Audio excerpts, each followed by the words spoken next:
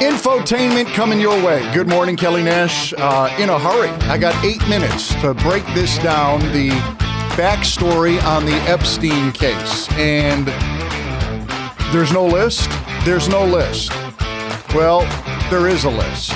You know how we know that there's a list? Because Jeffrey Epstein's former attorney, Alan Dershowitz, confirms that there's a list. So let me tell you, I know for a fact documents are being suppressed. And they're being suppressed to protect individuals. I know the names of the individuals. I know why they're being suppressed. I know who's suppressing them. But I'm bound by confidentiality from a judge and cases, and I can't disclose what I know. But I hand to God, I know the names of people whose files are being suppressed in order to protect them. And that's wrong. Alan Dershowitz, yesterday, Sean Spicer show, obviously, as one of Epstein's attorneys, he would have known, he would have had access to the lists. Hand to God, he says, he knows the names on the list, but he's bound by confidentiality, cannot say anything about it. How else do we know that there's a list? Well, possibly this is confirmation. Bill O'Reilly yesterday with Chris Cuomo. I talked to President Trump on St. Patrick's Day about this and the Kennedy files and the King files. It was all one conversation. And he said, and I agree, there are a lot of names associated with Epstein that had nothing to do with Epstein's conduct. They maybe had lunch with him or maybe had some correspondence for one thing or another. If that name gets out, those people are destroyed. You can't destroy human beings by putting out the files, whatever they may be. But you certainly can have Attorney General Bondi say, this is what we know, and, you know, we're going to protect the innocent. So it appears that on St. Patrick's Day of this year, Bill O'Reilly was having a conversation with the president, and the president was confirming to him that there is a list and that he's seen the names. And now we would understand, possibly, if you're going to give Trump a generous interpretation, he knows that a lot of the names on the list are not guilty of anything other than having a business relationship or something like that with the former creep. And that's why he's trying to protect him. But as Bill O'Reilly said, you've got to put, it's not like you're just getting the list now. And for those of you, this is why it's so complex. It's difficult to break this down. And I don't want to have your eyes gloss over or your ears gloss over when I just start giving you dates and facts. So I'm going to try to weave this story for you in an interesting way. Back in 2005, there was a teenage girl who told her mother that she had gotten $300 to massage Jeffrey Epstein. That opened an investigation in Palm Beach Police Department. That led to the eventual arrest by the FBI of Jeffrey Epstein. And that was a pretty dramatic scene. If you've ever seen the videos, he's being arrested on the tarmac and all that sort of stuff. And Epstein's legal team, including Alan Dershowitz, Ken Starr, another big-name lawyer, was involved with that. And, of course, he's going to have the best lawyers.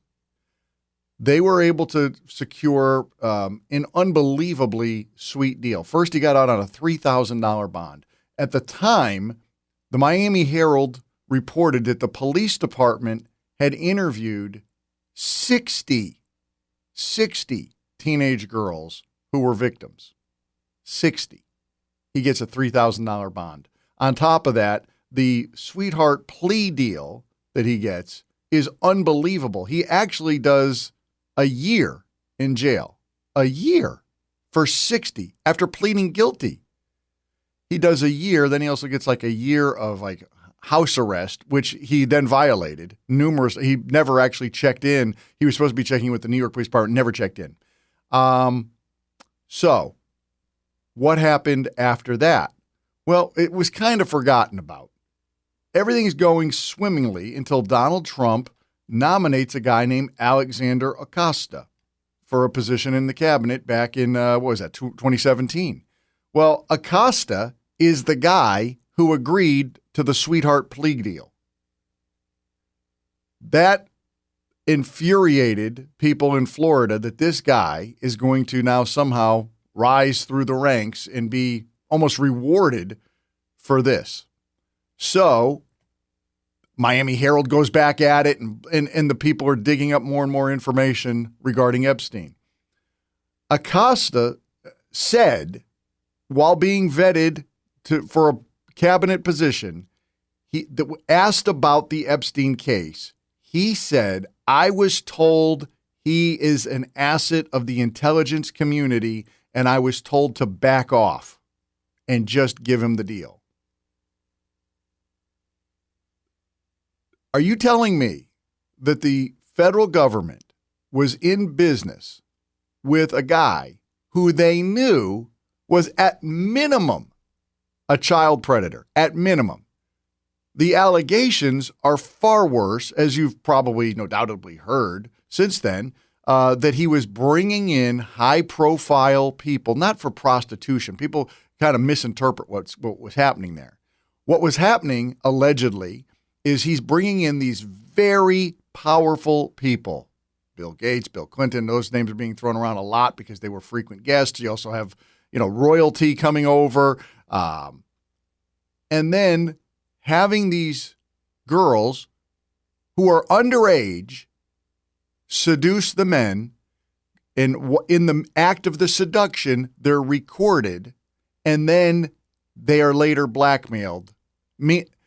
Sometimes possibly for profit, sometimes I just need you to do what I need you to do. Look, you're a judge. I need you to rule this way on this case, or this tape's getting out there. It's you with this. And most of the victims seem to be about 16 years of age. They're brought in from Asia. They're brought in from the Ukraine. They're brought in from all over the country, or over the world, I should say. There's a list, according to his former attorney. It's out there. It appears that Donald Trump has seen that list. It appears that, look, let me take you back to Kash Patel. Kash Patel was getting ready to, this is back in 2024, I think it is, maybe 2023. Good for Senator Blackburn to try to get it out. But then Dick Durbin comes over the top and says, no, we're not going to release the names. I don't care about the list itself, but release the names, right? What the hell are the House Republicans doing? They have the majority. You can't get the list?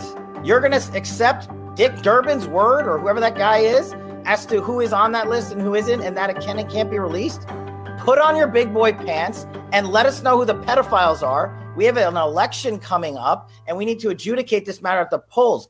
Yeah, Kash, if we just replace the name Dick Durbin with the name Kash Patel or Pam Bondi, I like that guy. Let's get that guy back. Who's he? Where'd that guy go?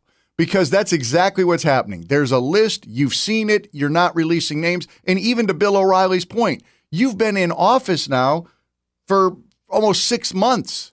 You've had that list for 6 months. You could have done your own investigation to find out who were the quote-unquote innocents that Donald Trump is allegedly trying to protect, having their names smeared and destroyed in the public because they had lunch with the guy. We want to know what happened because, again, at the heart of MAGA is justice. We want justice. And by God, we're going to just stick with this issue. It's not going anywhere.